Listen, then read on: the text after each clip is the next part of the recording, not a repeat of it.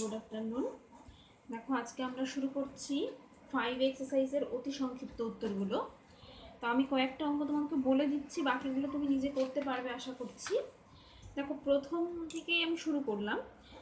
প্রথমে বলা আছে কি শর্তে সমীকরণটি বীজ সর্বদা বাস্তব হবে। আমাকে ফার্স্টে কি করতে হবে, নিরূপকটা ক্যালকুলেট করতে হবে। নিরূপকটা যদি পজিটিভ গ্রেটার দ্যান 0 হয় তাহলে অবশ্যই সমীকরণটা বাস্তব বীজ থাকবে। তাহলে A square minus A plus 1 x plus 1 = 0 সমীকরণটা আমি লিখলাম। নিরূপকটা লিখছি, নিরূপক equals to root over of, আচ্ছা নিরূপকটা না আমি রুট দিয়ে লিখবো না, নিরূপক হচ্ছে বি স্কোয়ার মাইনাস 4ac। তো এখানে যেহেতু এ আছে তাহলে বি স্কোয়ার কত, বি স্কোয়ার হচ্ছে এইটা, তার মানে মাইনাস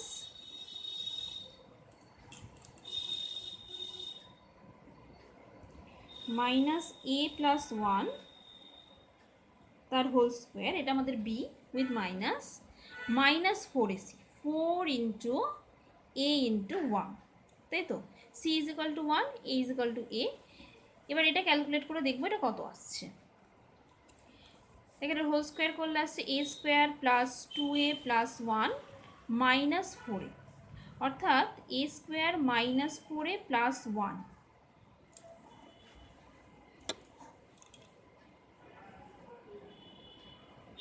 অর্থাৎ এ মাইনাস 1, সরি এখানে 2a, এ মাইনাস 1-এর হোল স্কোয়ার। তো বুঝতেই পারছো যদি এ গ্রেটার মানে এ যদি বাস্তব হয় তাহলে অবশ্যই এ মাইনাস 1 হোল স্কোয়ার সবসময় গ্রেটার দ্যান ইকুয়ালস টু 0 হবে। অর্থাৎ শর্ত হচ্ছে এ বাস্তব।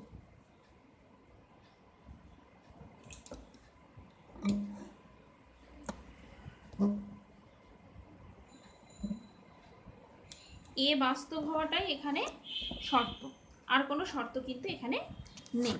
ঠিক আছে, নেক্সট যে অঙ্কটা আছে 2 নম্বর, প্রদত্ত সমীকরণের একটি বীজ 2 হলে অন্য বীজটি কত। অন্য বীজটি আমি আলফা ধরে নিতে পারি।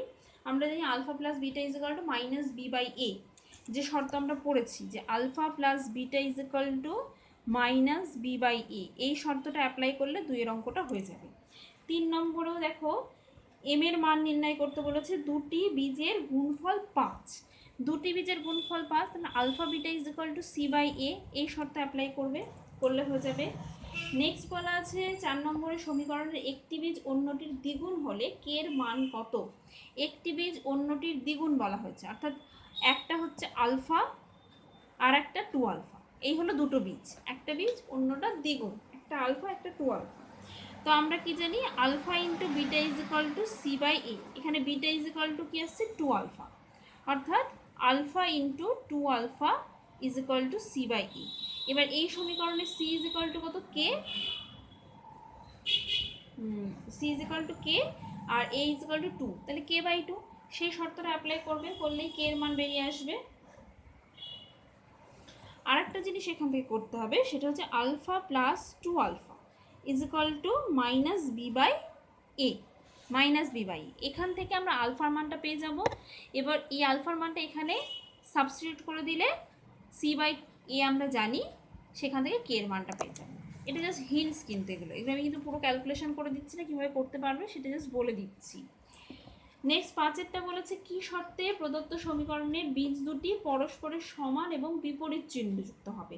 সমান এবং বিপরীত চিহ্নযুক্ত কখন হয়,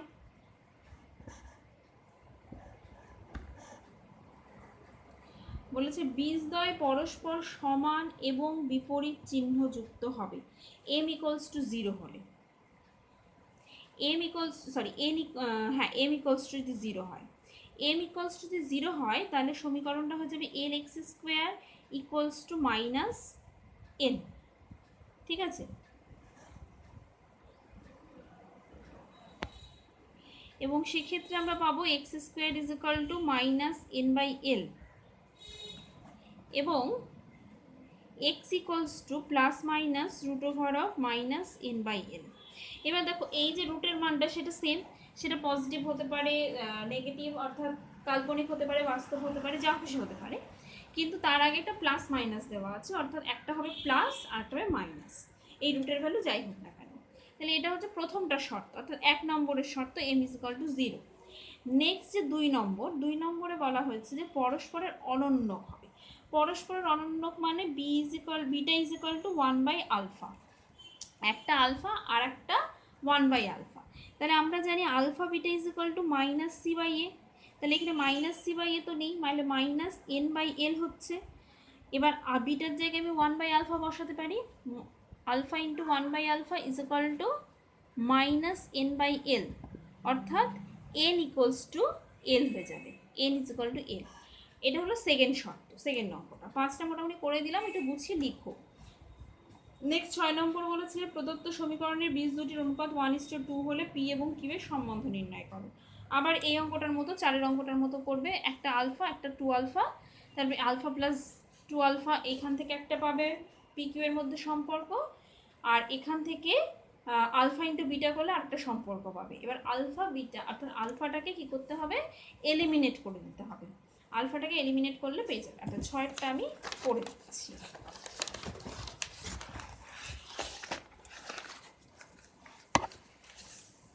ছয়টা আমি করে দিচ্ছি। 6 নম্বরের অঙ্কটা আছে x² - px + q = 0। যেহেতু 2 নম্বরের কোয়েশ্চেন বেশি লিখবো না, মনে করি বীজদ্বয় আলফা এবং 2α। তাহলে আমরা জানি আলফা প্লাস 2α = p। কেন? -b/c, সরি -b/a, তাহলে -b হলে এটা +p হয়ে যাবে, আর a = 1, তাহলে p হবে। অর্থাৎ 3α = p or আলফা = p/3। আলফার ভ্যালু পেয়ে গেলাম।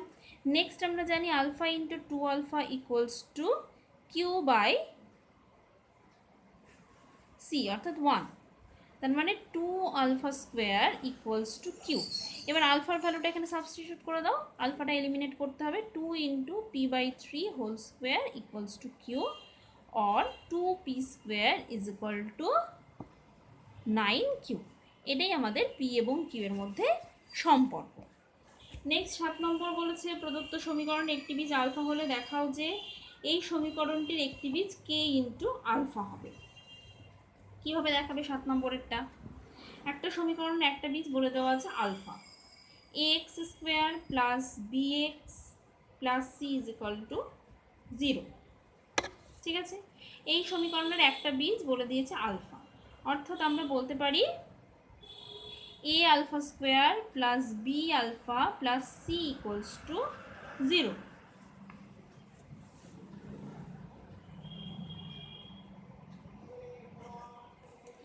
এবার আমি কি করছি দেখো, ax² + bkx + ck² = 0। বাম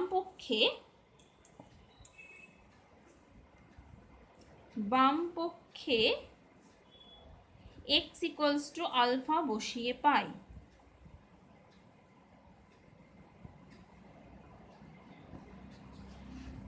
আলফা নয়, কে আলফা বসিয়ে পাই। কে আলফা বসিয়ে পাই কি পাবো, a × k α তার whole square plus bk × k α plus ck² = 0 লিখছি না, কারণ আমরা জানি না এটা বীজ কিনা। যদি এটা = 0 প্রমাণ করতে পারি তাহলে বলতে পারবো কে আলফাটা এই সমীকরণের একটা বীজ। সমান সমান k² a² k² bα ck²। এবার আমি কি করছি, k²টা কমন নিচ্ছি, a² + bα + c। এবার আমরা প্রথমটা থেকে কি জানি, এটা ধরো আমাদের 1 নম্বর সমীকরণ, এটা আমাদের 2 নম্বর সমীকরণ। 1 নম্বর থেকে কি পাচ্ছি, k² × 0 অর্থাৎ 0। এটা আমরা বলতে পারি 1 নং থেকে পাই। 1 নং থেকে যদি পাই সেক্ষেত্রে আমরা বলতে পারি সুতরাং কে আলফা 2 নং সমীকরণের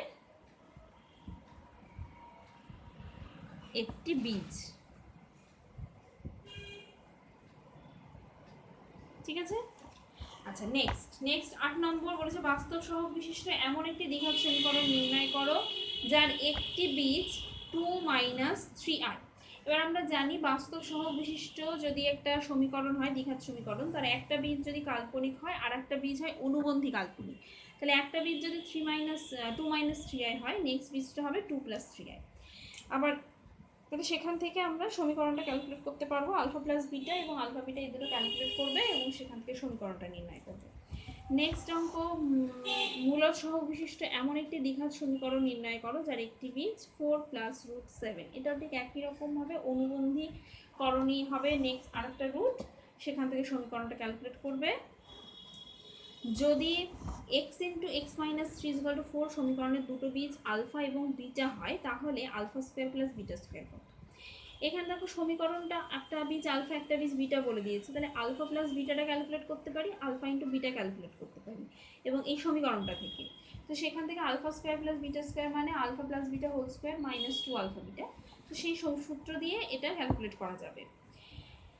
নেক্সট 11 গুণোত্তর প্রগতি। আচ্ছা আমরা এখনো সমান্তর প্রগতি গুণোত্তর প্রগতি করিনি, তাই এই অঙ্কটা বাদ রাখো, পরে আমরা এই অঙ্কটা নিয়ে আলোচনা করব।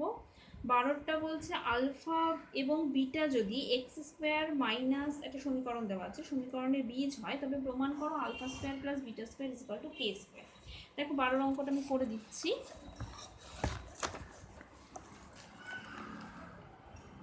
12 অঙ্কটা সমীকরণটা লিখে নিচ্ছি। আচ্ছা যে অঙ্কগুলো আমি মুখে বলে দিলাম, মুখে হিন্টস দিয়ে দিলাম, সেগুলো কিন্তু হোমওয়ার্ক, সেগুলো বাড়িতে করে ফেলবে, কোথাও যদি আটকায় আমাকে জানাবে। 1 + k² x + ½ * 1 + k² + k⁴ = 0। এখানে আলফা বিটা বলা আছে দুটো বীজ, 1 নম্বর সমীকরণ। তাহলে 1 নং সমীকরণের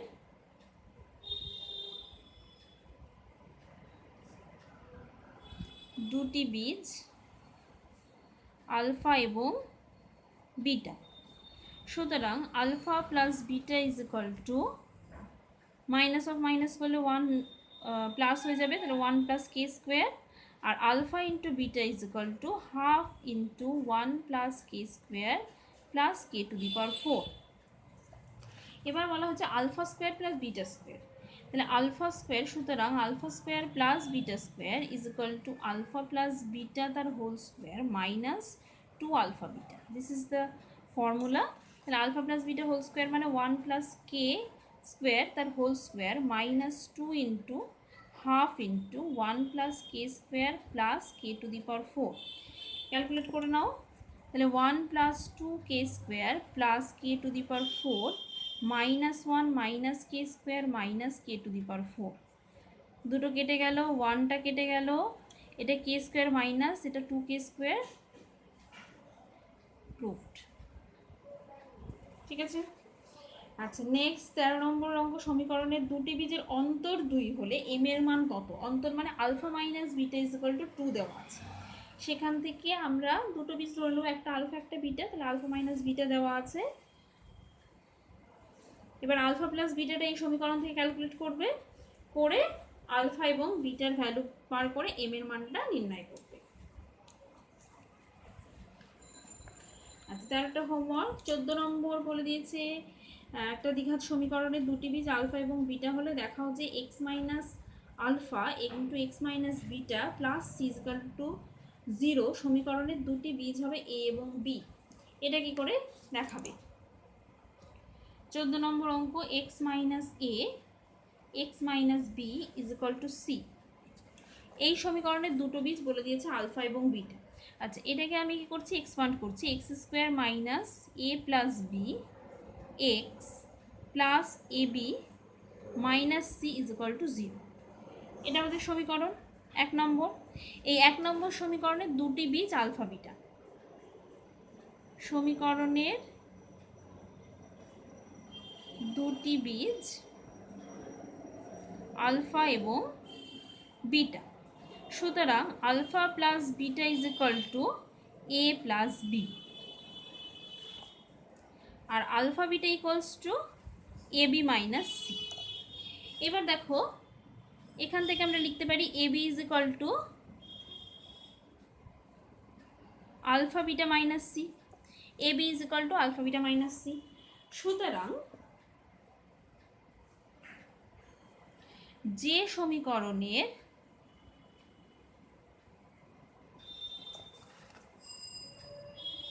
দুটি বীজ এ এবং বি তা হবে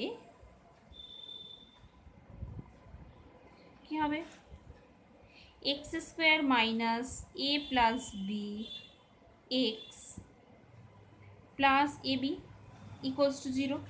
এটা হবে সমীকরণটা।